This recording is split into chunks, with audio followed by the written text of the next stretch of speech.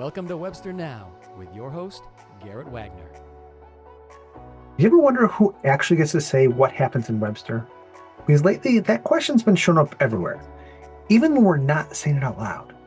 You hear it at town hall meetings and everyday conversations, and the moments when people choose not to even speak up. Is it the people who live here the longest? The ones paying property taxes?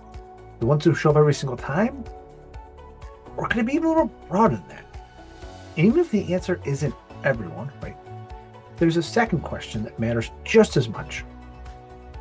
When does the voice actually count? Because the input comes late, after plans are mostly formed. Does it still shape the outcome or just react to it? Tonight, we're going to dig into that tension. We're talking about who counts in a community conversation and why narrowing that definition can get risky real fast. Then we're going to look at where the comprehensive plan stands right now, why the timeline matters, and why residents should not wait until the end.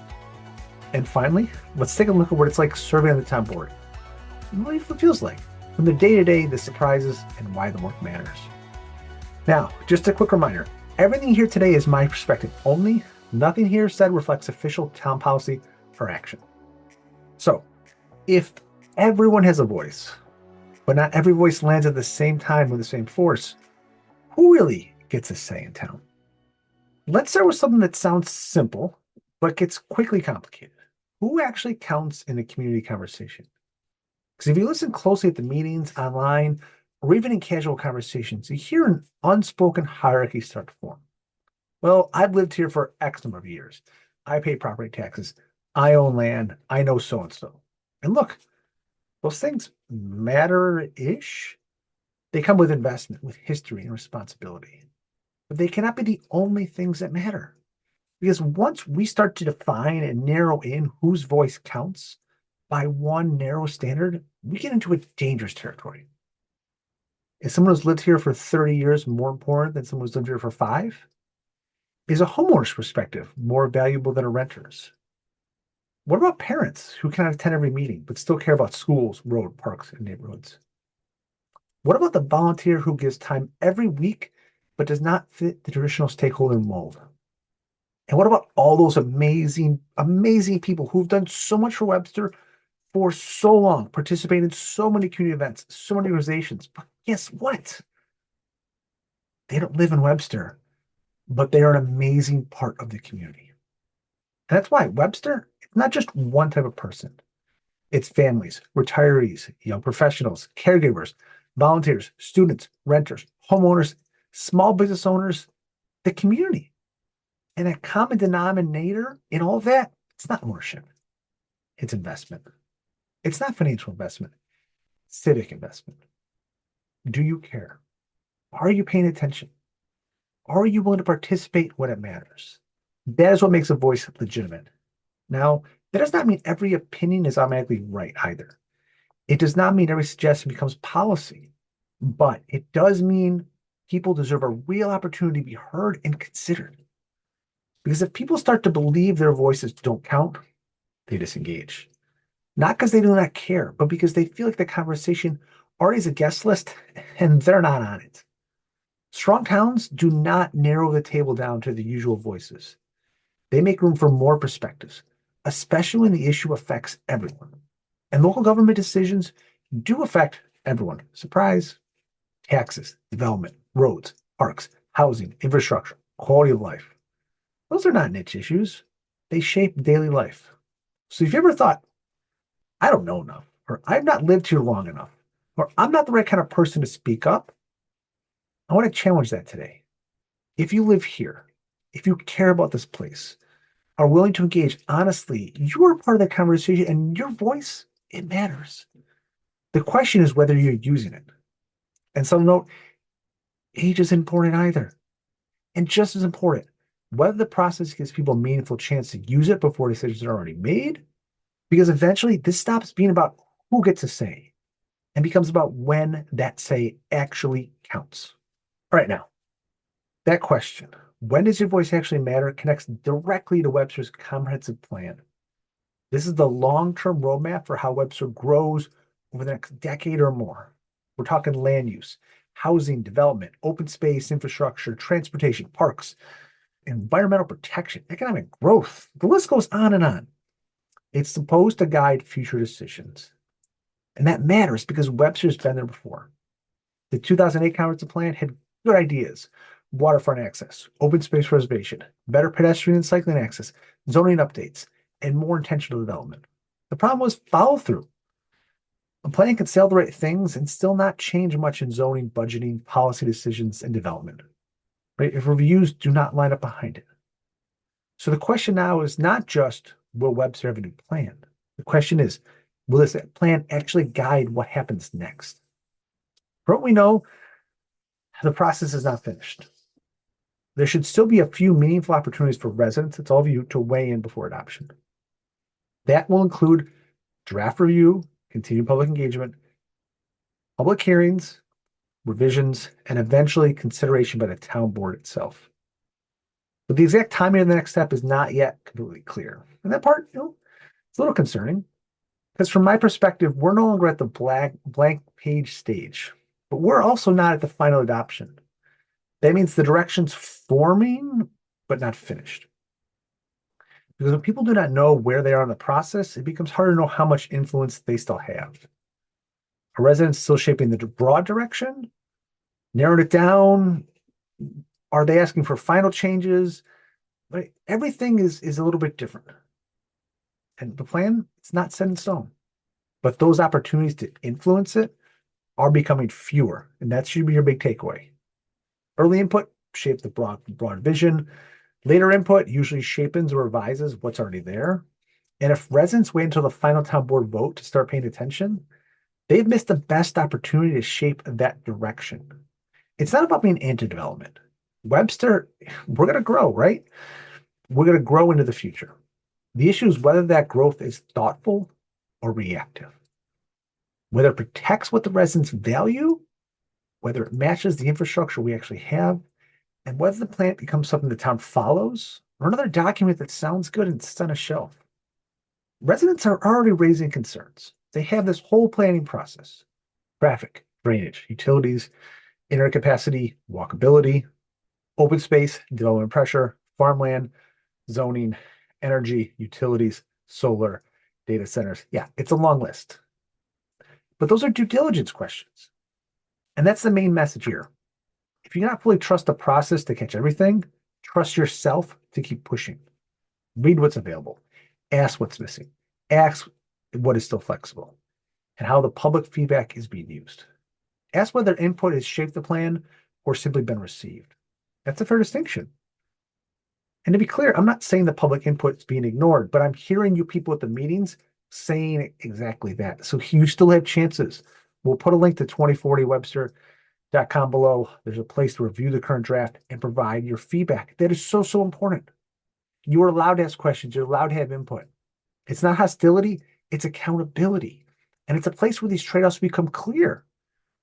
It's open space and farmland. A great example of the balancing act. It is not residents versus farmers. It's not preservation versus greed. Property owners have rights. Farm and large landowners face real financial pressure. And the broader community also has a legitimate interest in Webster's long-term character, open space, and environment. Both of those sides matter. The hard truth is that preserving land often means asking someone else to give up its highest and best financial use. So if the community wants preservation, the conservation has to include tools to make the preservation realistic. Conservation easements, green style programs, open space planning, better development standards, clear zoning, referendums, and more. And a local resident spoke at the last town board meeting about exactly this. You should be reaching out to people like me and say, look, what can we do to help you? If the grant doesn't go through, I don't know what the chances are that the grant is going through. I'm very appreciative to the town board members who have supported it and put it forth. But maybe it's nobody knows it. It's 10% chance. It's a 20% chance. When that doesn't happen, okay, am I going to sit there as a 77-year-old individual that can't really stand up anymore to plant a tree?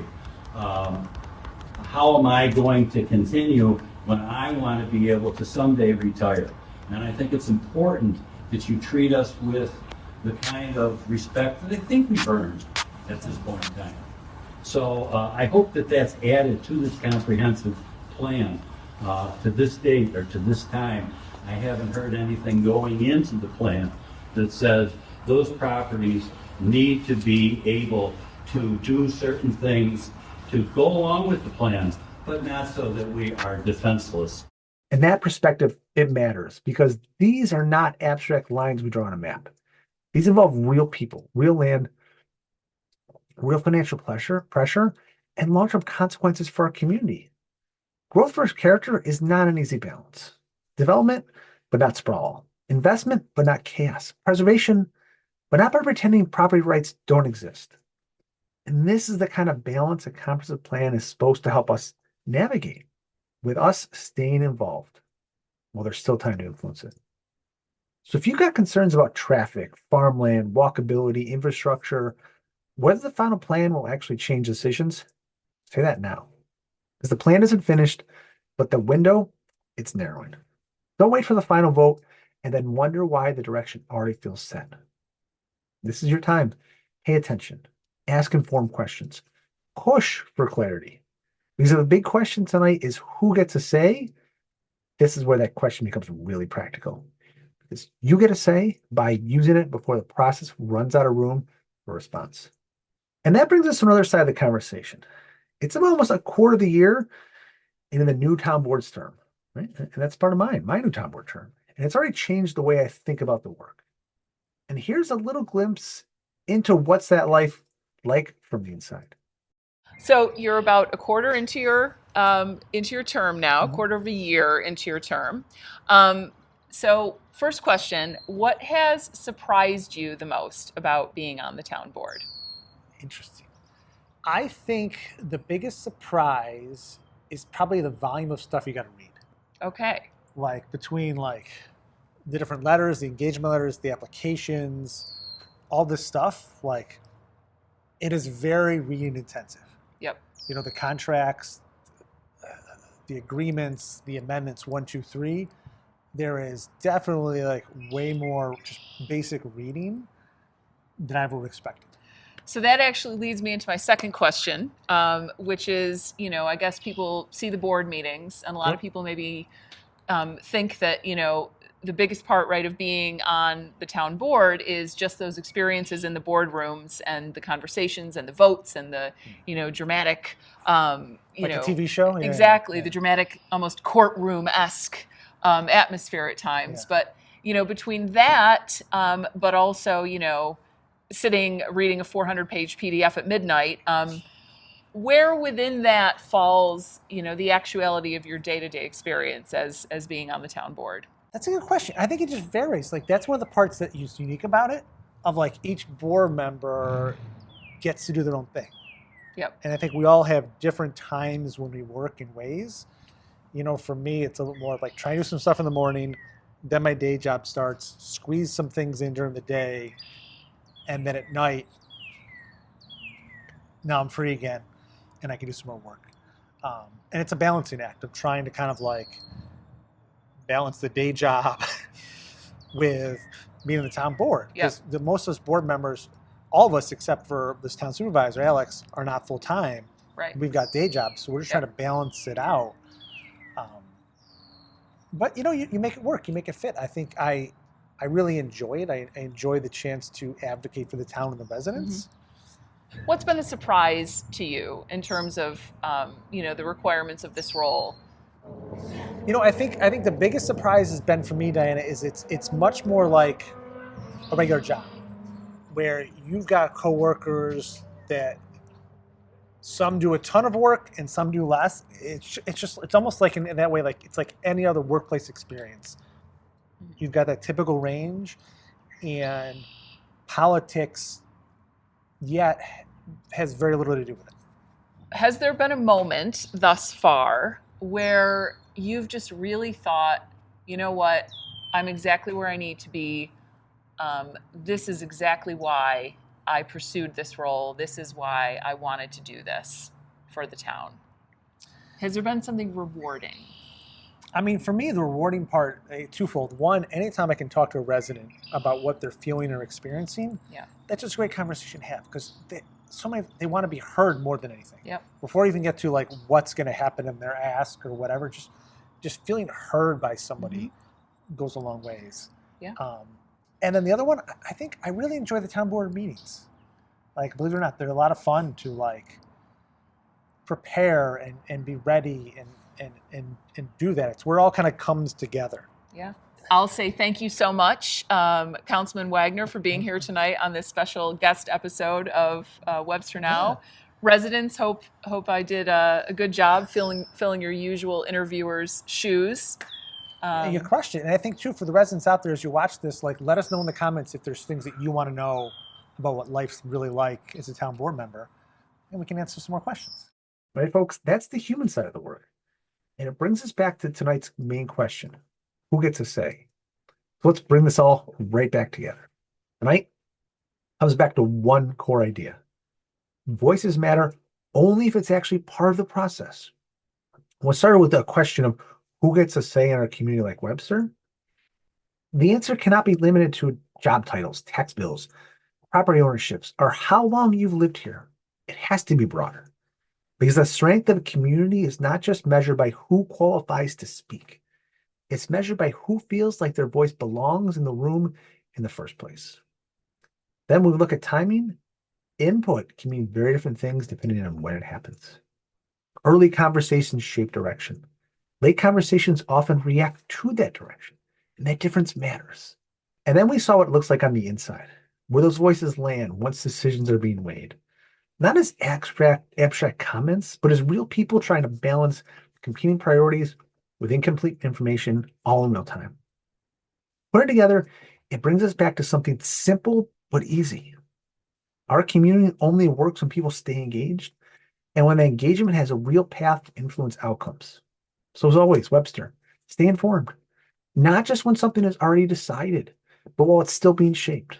Show up when opportunities for input happen, even if they feel small or limited, because those moments still matter. And do not underestimate at all your place in this process. Whether you've lived here for 30 years or 3 days, whether you own property or not, whether you've spoken up before or have not, your perspective is part of what makes this community function. And if you enjoyed this episode, please consider liking, following, and sharing it with a fellow Webster resident, or just someone you know. They don't have to be a Webster resident, just like we talked about tonight. The more we share this information, the better our community comes. And as always, every step we take together is a step towards a better Webster. You've been watching Webster Now with Garrett Wagner. Join us next time for more local news and updates.